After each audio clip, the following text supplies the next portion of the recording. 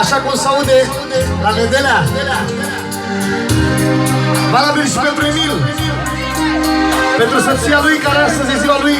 La mulți ani și ne cere scuze față de vecini dacă cumva deranjăm pe cineva, dar odată pe an se poate. Ia uzi cu bine.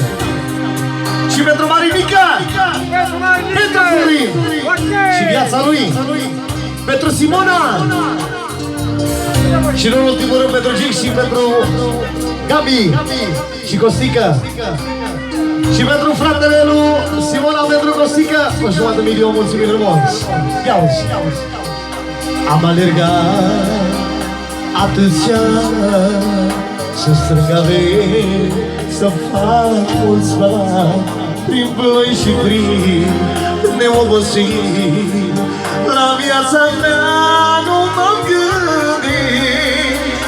Am alergat atâția să strâng averi, să fac mulți bani prin ploi și frig, neobosit. La viața mea nu m-am gândit.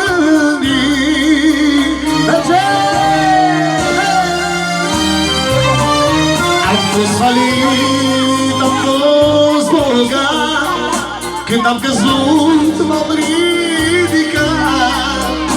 Am tras mereu cu casa mea, copiii mei, nevasta mea.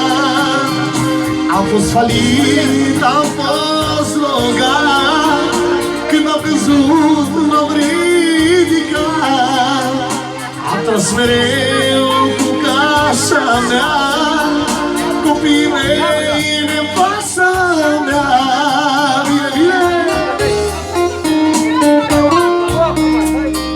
Lasă așa e melodia, Costică, n-o schimbăm. Ia acolo tu aici, stai liniștit. Copiii mei și viața mea. E bine așa?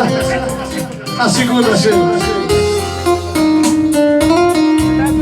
Și pentru domnul Emil, care își iubește familia mai mult ca orice. Așa e.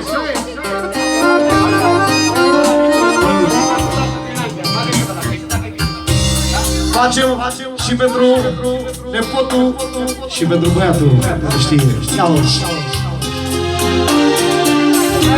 Bine, bine!